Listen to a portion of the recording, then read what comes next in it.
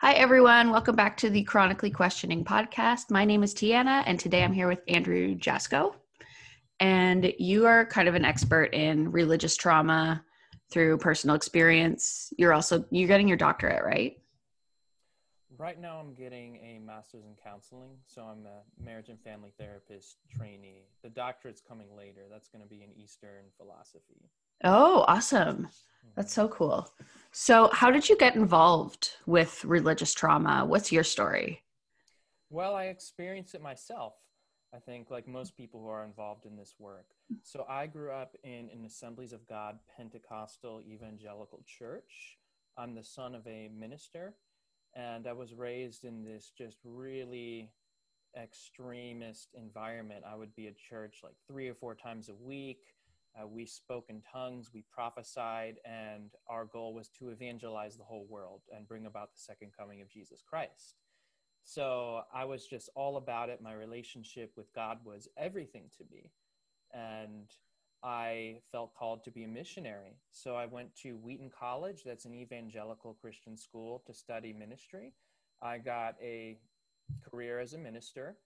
And then I went to Princeton Theological Seminary to learn biblical Greek and Hebrew. And so I could teach and train up ministers and missionaries in India because I wanted to convert Hindus and Muslims to Jesus. So I was just really on fire, all about it. Everything was my whole life. But I also was really, really struggling, and I didn't know why. I had so much anxiety, so much fear. I hated my sexuality because we were taught to completely suppress, reject, and fight our sexuality because it was literally a threat to our survival. Having sexual thoughts, having sexual desires, it could throw you into hell. Mhm. So I didn't know what was going on with me. I thought I might have a psychiatric disorder. I got counseling, didn't really get to the bottom of it. But I made a commitment to myself. I said, I'm going to do whatever it takes to free myself of this fear. After I made that commitment, my whole belief system started to unravel, and I began to see that it was teachings in the Bible, and specifically my evangelical Christianity's interpretation of a lot of those teachings that caused my anxiety disorder, that was causing all kinds of psychological misery. So I began questioning as a result of that, as a result of the mental health issues. And then over the course of a couple years, I quit my ministry job, lost my career, isolated from my community because I didn't want to be reconverted, and really lost everything, lost my whole sense of identity and meaning. And it was a really, really difficult time for me. And I suffered from what you could call religious trauma syndrome as a result of that. But I invested years, thousands of dollars, thousands of hours in my healing, just doing all kinds of different things. I've studied these topics extensively.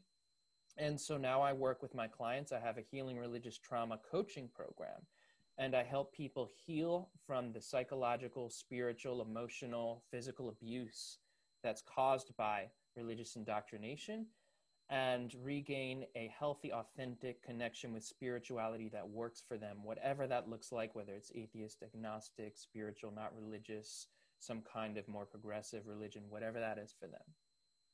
I love that you don't completely wipe away somebody's spirituality, because I think that's like, from what I've read and from the people I've spoken with, it's a really hard thing for people to completely, because you're getting rid of your existence almost when you leave. Because I'm one of the anomalies. I was super atheist.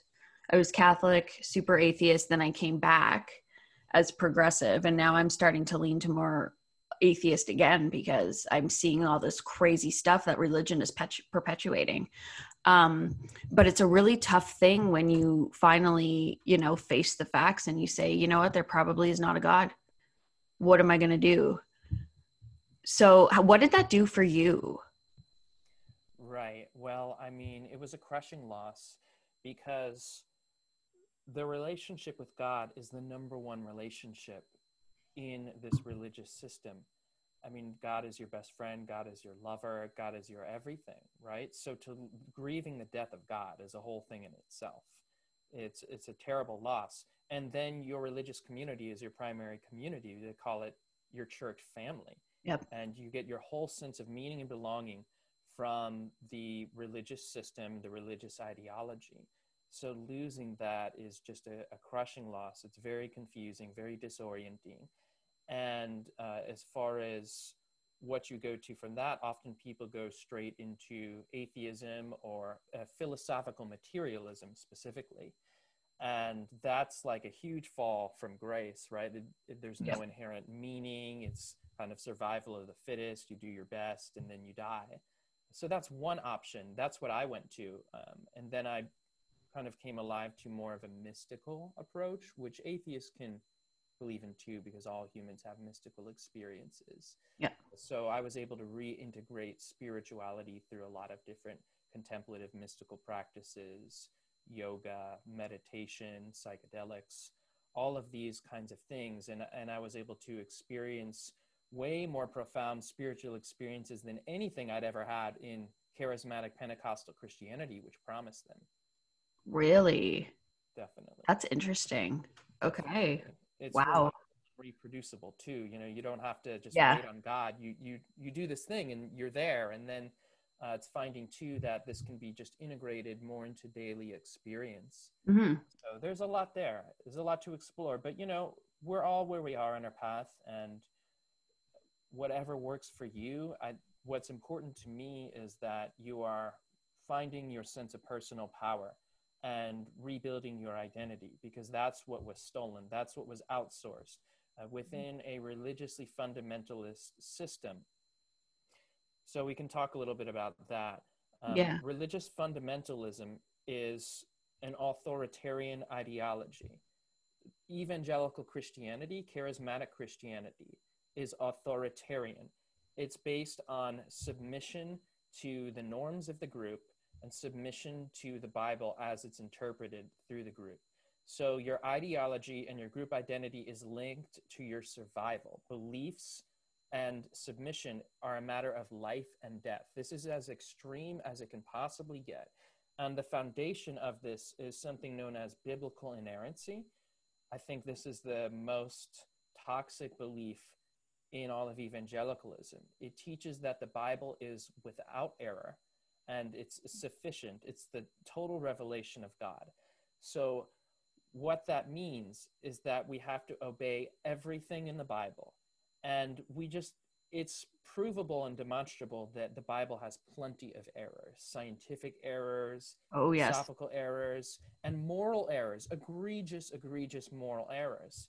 I mean, God is this diabolical character who really has a narcissistic personality disorder, is bent on getting glory from everyone, and, you know, jealous of other gods, can't share the throne with anyone else, has to have total obedience, and punishes his people and sends almost everyone to hell. That's his master plan for humanity, is everyone is tortured in eternal concentration camps forever. I mean, so this is as abusive and maniacal as you can get. And you don't have to take that interpretation of the Bible. But the Bible, I think progressive Christians can admit, contains some of the worst ideas about God ever imagined, some of the worst human impulses ever thought of. And this idea that we have to submit to everything in it is authoritarian, because it demands your total obedience, and it demands that you look outside of yourself. Life is based on submission to an outside authority rather than your own internal locus. Yeah. I specifically avoid the Old Testament, and like people at my church are like, oh, you're taking it out of context. I'm like, no, I'm taking it in context. I can't read that book. It's abusive to women. It's abusive to, you know, minorities. It's abusive to people like myself. Like I'm not going to read that. It's not healthy. I'm only there for Jesus. Like, that's how I feel. Like, if I'm there at all anymore, like I don't, what do you think about the fact that this authoritarian type character that some congregations can portray God as being, do you feel, because this is something I've noticed, Some people who gear towards that kind of authoritarian, abusive, narcissistic type God might be that way themselves. Definitely. I think that it's that way for some people. Yeah. But I want to emphasize that most of the religious leaders whom I've met are extremely sincere, genuine, well-intentioned people. Yep. And I mean, it definitely does make a lot of room for very abusive, narcissistic people, and there are elements of that.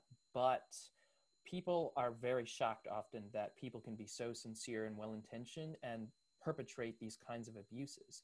And that just goes to show how toxic and damaging the ideology is, that it's not the heart of the person, it's that it's inherent, the abuse is inherent in the ideology. And this is hard for people when they leave a fundamentalist religion too, because they say, admitting that it was abusive, that means I have to blame my Christian parents or my religious parents. And I don't want to do that, right? Because I know they're great people. I love them. But in order to process your anger and to call abuse what it is, you don't have to blame the people within it necessarily. I mean, they have a role, right? But Yeah. it's more the ideas, the system that they're in, that they're under. They're being abused too. Yeah, I say this to a lot of the people who have left a certain congregation in my city. I'm like, I mean, because I'm an outsider, I never experienced it myself, but I say, because a lot of them are conflicted. They're like, but so and so was like a dad to me. And there were so many good things that they did. And I'm like, yeah, because you can be both a victim and a perpetrator. Mm-hmm. And you can still love the good things that someone has done without completely disregarding the bad things that they've also done. Yeah, that's absolutely right. And it also panders to people who are vulnerable. And one of the first teachings and trainings in evangelism that evangelicals teach their people is to find a vulnerability in people you're trying to convert. And convince them that they're sinful. Convince them that they have a problem that they need saving I from. hate that. I hate Right. It's extremely manipulative. It's awful. predatory evangelism. And it uses altruism as a means of control. And that's what abuse does. That's how abusive relationships work. So in this system, a relationship with God is an abusive relationship. You have God offering you a sense of community, belonging, helping you with your problems, and at the same time saying, I will burn you with fire forever if you leave me, if you disobey my commands. So abusive relationships work. The hook is there because of the benefits, because it's not all bad. If it was all bad, no one would stay in an abusive relationship. But because there are good things that are used manipulatively, there's confusion. You don't know what's good and what's bad. So you stay, and the abuse is happening, and the people who are perpetrating are also victims of this kind of control, getting salvation, getting benefit, at the same time having their self-esteem crushed, having their sense of power and individuality crushed, being filled with this traumatic fear of hell, all kinds of manipulations. Wow. I mean, like you literally, like, this is why I'm glad I found you, because you can, like, I've been listening to his podcasts on other people's channels and reading things like nonstop all week. And like, you can put everything so clearly laid out. It's great. Thank you. Um, how can someone recognize when they are in a religiously abusive situation? Great question. I think one of the things is just to recognize which groups are abusive, and that is so looking at the ideology, looking at the doctrines that they believe. And fundamentalism specifically is particularly pernicious. Fundamentalism is adhering strictly to a set of beliefs. In this case, it's the Bible, and adhering totally to it, having no room for grays and ambiguities, just very much this is the truth, this is what it is. So having this hegemonic, authoritarian view of beliefs, really. instead of having more openness. A healthy spiritual community would say maybe these are our principles, but we welcome diversity, we welcome pluralism, and we want you to grow into what works for you. So a healthy spiritual community will emphasize your own sovereignty and help you actualize, help you become the best version of yourself, whether or not that fits with their own paradigm or where they're going. They want you to flourish and to blossom into your fullest potential, which I think spirituality is all about that. Finding your connection to yourself, your connection to nature, your connection to humanity in the way that is ideally suited for you, really the way that is natural for you as a part of nature.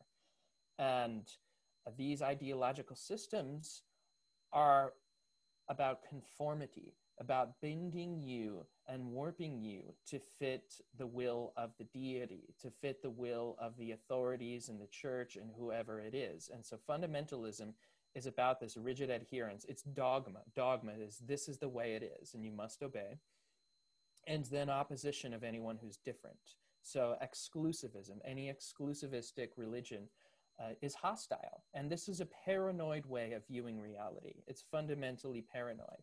It's saying that we have the truth and we must protect ourselves and from the outsiders, from those who are different from us. And what this is also spiritual and religious narcissism. It's saying that we are the chosen people of God. We're the superior race. These are the enemies of God. Why? Because they have a different ideology, not even because they're morally inferior. The moral inferiority just stems from a difference in doctrinal belief and submission. Mm-hmm. And because of this paranoia and this elitism, they're driven to world evangelism, which is literally global conquest. It's a war-based model of religion and spirituality. And God is this champion warrior. And people literally pray for the apocalypse, and they're taught to rejoice and pray that there will be global warfare, that Jesus will come and destroy most of nature and humanity with weapons of mass destruction. Literally, that's what the book of Revelation teaches in this perspective. And then the elect, the elite, will be saved, and they rejoice at the damnation of most of humanity. This is fascism. This is religious fascism. That's literally what it is. And it panders to people. Narcissism works because you have a wounded sense of self. You have a low self-esteem. You think there's something wrong with you. And so what happens is you create this grandiose self because you're trying to prove to the world, you're trying to prove to God, you're trying to prove to other people that you're good enough. You're trying to get that self-acceptance that you don't have inside of you. So this leads to, you both struggle with this sense of inferiority. I'm a sinner, I'm weak, I'm not good enough, I'm horrible, right? And then also this grandiosity. I'm the best, I'm superior. We're the victorious people of God, and everyone must become like us. So it's really, this narcissistic thing is really painful to experience. Yeah. Wow. So,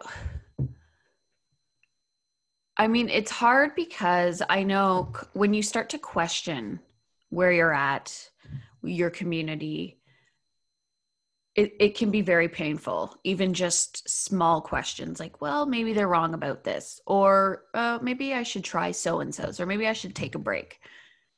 Like, how many people do you think in these fundamentalist type congregations are actually able to objectively sit and look over and think, is this really a good situation that I'm in? Because there's so much like cognitive dissonance. There's so much, thought reform that goes on in these kinds of places. It's almost like once you start to think and you have doubts, immediately you're taught to thought stop because you're told that's of the devil.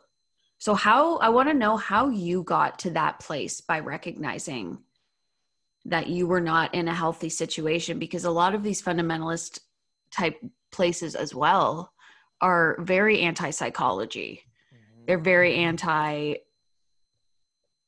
anything that could be an outside way of helping you. They're never anti-doctor. Well, sometimes they are. But, there's a very anti-psychology, psychiatric stance in these places that I've found. And they think, you know, as long as you come to Jesus, you're going to be okay. Well, no, because when people are leaving your congregation with suicide ideation and attempting their lives, that says that there's something wrong and you need to start. So how do people get to that point when they can finally accept things that were so of the devil, so if you will? Yeah. And one of the pernicious aspects of the teaching too is that if something's wrong, it can't be something wrong with the religion. It has to be something wrong with you. So even if you are questioning, it's not because there's something wrong or ideological that doesn't add up. It's because of your sinfulness. It's because of your lack of faith. If you have a mental health issue, it could be because of some kind of a demon attached to you, Yep. right? Or it can't be anything wrong with the Bible or with the religion. Mm-hmm. And so this keeps people in too. This is a mechanism for keeping people in the cults, is not being able to question because of that biblical perfectionism and biblical deification. So what ends up happening for people, I mean, it's really scary to question because this means that your salvation is on the line. This means potentially being burned with literal physical and psychological fire forever. Yep. And that's the most traumatizing psychological teaching I can think of. I mean, it's torture to the nth degree. It's evil to the nth degree, the teaching of hell, for having thoughts that don't line up, for having feelings that don't line up, for any kind of infraction, like you said, thought stopping. So we're taught to suppress our emotions, suppress our thoughts, and rid ourselves of normal human behaviors because of that fear of hell, in order to maintain our salvation, which is to maintain really our conformity and our submission to the ideology and to the cults. So it's really scary, and people, I would say, who are questioning are really courageous. Yeah. And generally it's the people who leave are the ones who try really hard. They leave because they're authentic, not because they're not good at it. It's because they really, really tried and it doesn't work for them, because they realize that something doesn't add up here. And people become disillusioned for several different reasons. One of them is, like my situation, mental health issues. Anxiety, depression, obsessive compulsive prayer and confession, obsessively compulsively trying to make this thing work, trying to rid yourself of sin, trying to stop your normal humanity, your sexuality. The sexual abuse is a big reason. It can be physical, but more often it's psychological sexual abuse. I mean, I know in this case, conversion therapy, which is horrible, horrible, horrible. I mean, trying to change one's sexual orientation, that's just massive. But really any amount of sexuality, thoughts, desires, nocturnal emissions, pornography, masturbation, all of that can throw you into hell. I mean, that's insanely severe. That's insanely controlling and anti-human and dehumanizing. So people end up finding, I think, that the pluses of staying are outweighed by the minuses of staying. That it's just so much either cognitive dissonance or emotional pain, all of these kinds of things, that they just can't stay anymore. And I call it a rude awakening. I never wanted to leave. This was my whole life, my whole identity, but it just came to a point where I couldn't take it anymore. I just was so stifled. I felt like I needed to breathe, and this wasn't authentic. So I needed to get out, but that led to a whole world of pain in itself. And this is, I guess we can talk about religious trauma syndrome here. Yeah. So can we go into detail about that? Because I know it's something that's relatively new.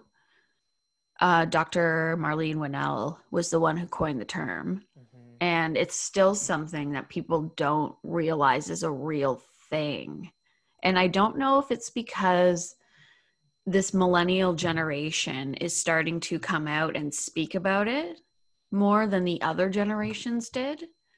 Because it was primarily our generation that like had the true love waits kind of stuff and the purity rings, which is a huge factor in this kind of, you know, sexual oppression from religious abuse. So I don't know if there's just this exodus of us because we can recognize it, and that's why. And we were the first, well, I never experienced it, but we were really the first people who grew up with the true love weights and the, purity rings and whatnot, which is a huge thing. But so what is it? And I want to know why you think there's such a mass exodus of 20 to 30-year-olds. Yeah, great question. I mean, we could do like 10 episodes on just that. Yeah, right? But yeah, so religious trauma syndrome is being used to describe the symptoms and condition that people experience. It can be when they're in a religion, but usually it's when they're questioning and leaving and after they've left. So, I mean, belonging to a religious group can be the most important aspect of someone's life. It's a total identity system. Every single aspect of your identity is defined by the religion. The way you spend your time, who you date, literally the thoughts you think and the emotions that you feel, your sexuality, your spirituality. So it's a holistic kind of abuse: psychological, spiritual, mental, your connection to your body, communal, everything is impacted here. So, and religious beliefs can crush your self-worth and self-esteem, teaching you that you're worthless, you can't trust your heart, your intuition, your critical thinking, that you're a sinner, that you're awful. It can leave you really, really anxious and in a state of panic about hell, about God's judgment, about demons. So it creates a ton of panic. It can create PTSD. A lot of people struggle with hell PTSD.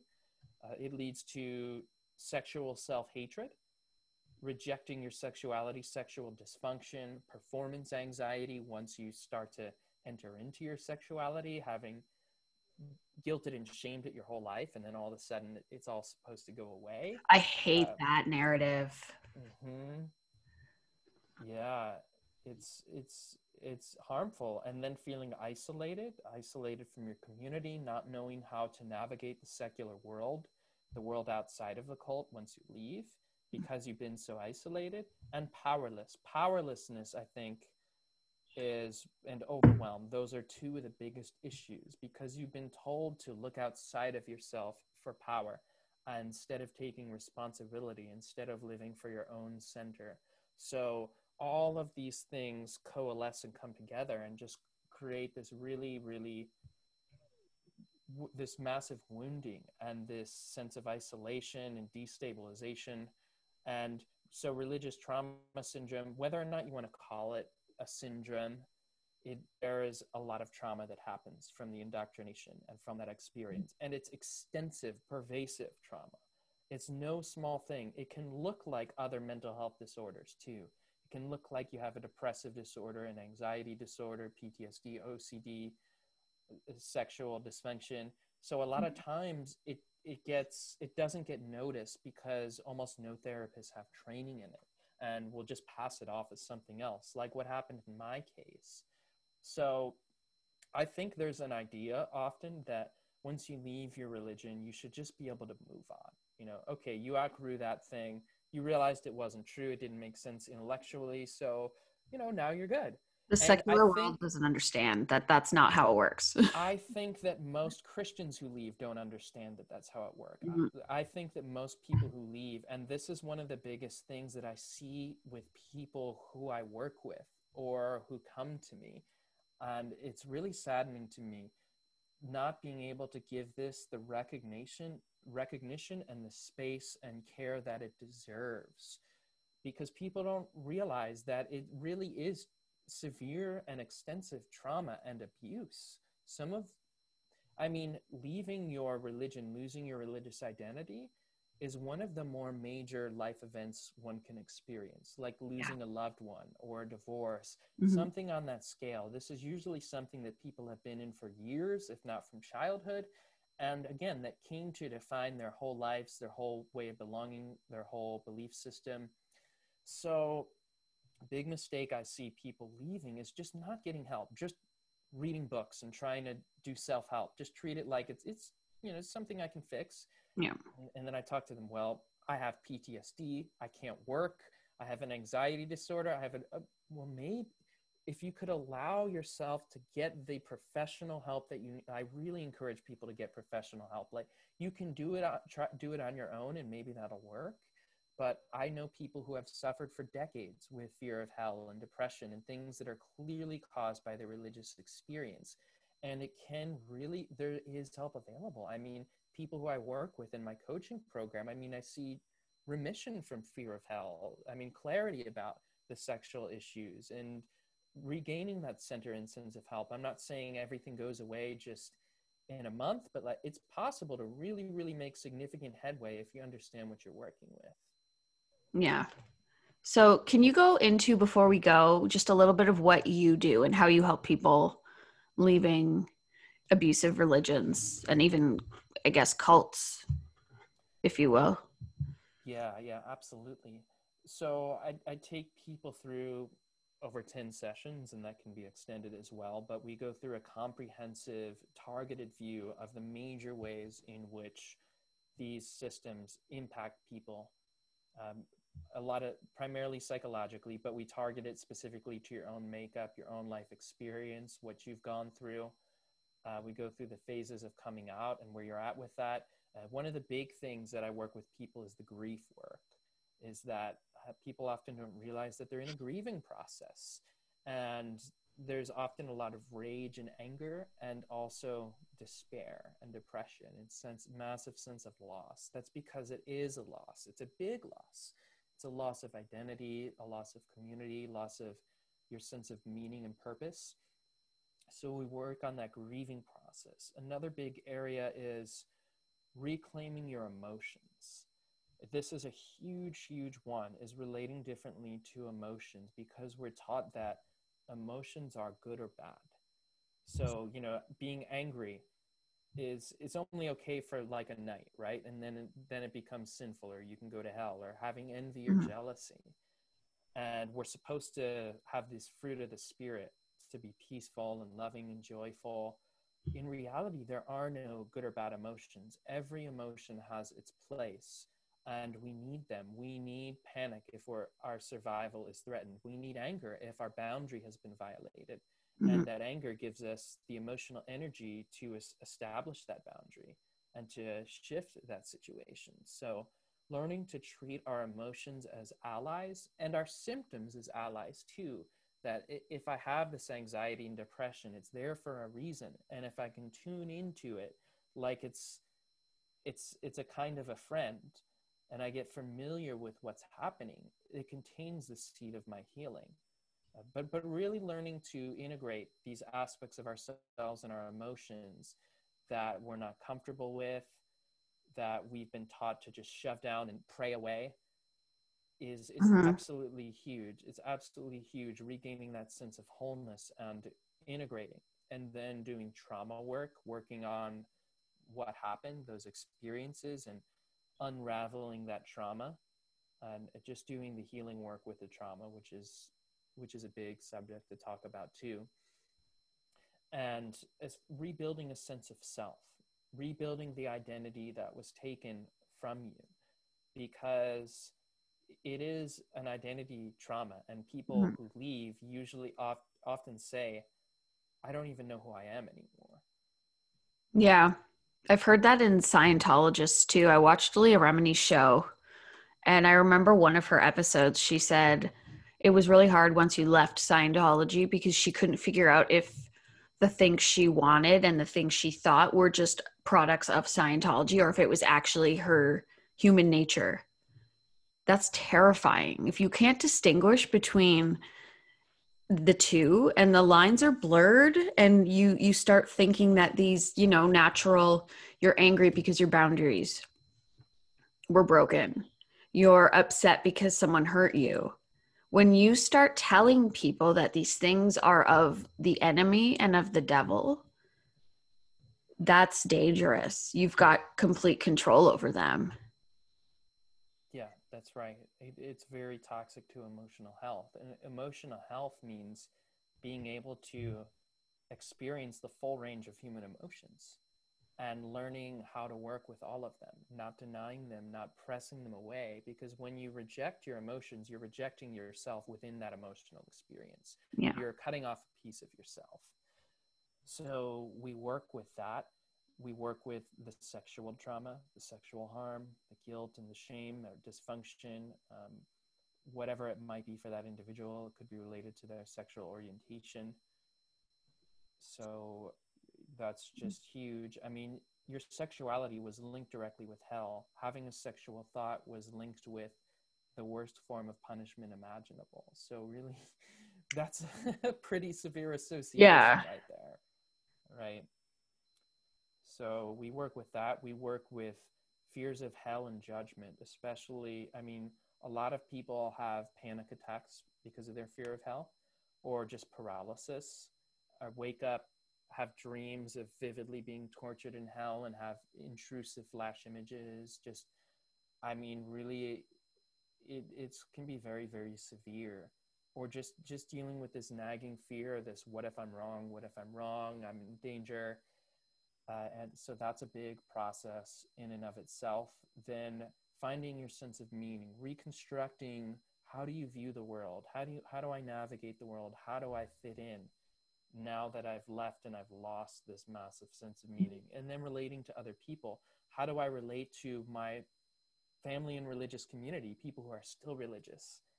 That's a big issue. It's very difficult once you've come out of that system. And then making new friends and coming into the secular world, the world outside of the religion. So those are just a few of the issues that we work with. It's very comprehensive and very targeted. And I mean, a lot of people find really, really significant relief. And if anything that I want people to take away is that there's help available. Like, don't abandon yourself. Don't just shove this down and treat it like it's not a major thing. This was your whole life. It's a big thing. So you deserve the best care you can find. Yes. And your website is Life After Dogma. Is it .org? Yeah, it's lifeafterdogma.org. So I have a blog, lots of articles, lots of talks on these subjects, and also have a Facebook support group.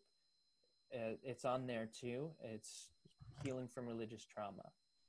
Healing from Religious Trauma, discussing perspectives on spirituality. So yeah, you're welcome to join that group and contribute. That's totally free. Awesome. Thank you so much for coming on again. And I'll put the links to your website and to the support group in the description box. And yeah, there's hope when you leave places like we've been describing, when you're in a religiously abusive, even if it's just a household, there's hope, there's help. It's possible. And it's very empowering too. There's something to be gained here from coming out on the other side of trauma. There's a power that we can harness, and really coming into ourselves and our authority and our ability to offer something to the world that we couldn't have had if we didn't go to that low place, because it forces us to dig to a very deep place and to come out with something else there. And it's really overwhelming, you know, for you to have this kind of traumatic event and this level of loss, and people often feel powerless and despair because they've lost their power, and it can feel like an overwhelming amount of responsibility, because everything that you looked for, all the answers in God, they don't fall from the sky anymore. You have to meet your needs on your own. But it was really disempowering to be in that system before, because it didn't necessarily give you real solutions. It didn't really address your mental health needs. You had to wait on God, be passive. So now part of what is learned, even though it can be overwhelming at first, is that this responsibility is actually a really empowering thing, that we can now live our own lives in freedom and become who we want to be, not who we were taught to be. Yes. Wow. Thank you again so much. And links are in the description for anyone who needs resources. I'm hoping to get my Religious Trauma Survivors of Canada, I think, signed up as actual registered charity with the government, because there's not a whole lot of things like this in Canada. I don't know if it's just because we don't talk about it as much, or we just don't have as many issues as the US when it comes to religious trauma. I beg to differ. I think it's a huge problem, and the fact that we don't talk about it is a even bigger problem. But yes, thank you again so much. Well, and thank you for doing this work. And I know you mentioned too why a lot of people were leaving. I think it's really difficult to be isolated. And as education increases and as more and more we become globalized and we're interacting with people with different cultures, different ideas and religions, there's more and more of a recognition. Like, even as you try to stay in this tight world view, it becomes really difficult. And there's more awareness of things like gay rights, you Yeah. know, and just that the world is a diverse place. So it's a what you're doing is really needed because of that, because there are millions of people in these belief systems, and I think there are a lot of people who are suffering inside them, and they're not even aware that they are suffering or why or what's going on. So really important work. Thank you for doing it. No problem. Thank you. And so check out lifeafterdogma.org, and everything's in the description, and hope is available. Yeah, and you can sign up for a free session with me too. Oh, amazing. That's awesome. Okay. So tune in next time for, I don't even know. I'm taking a break for the holidays. That's all I know. And yeah, thanks, guys.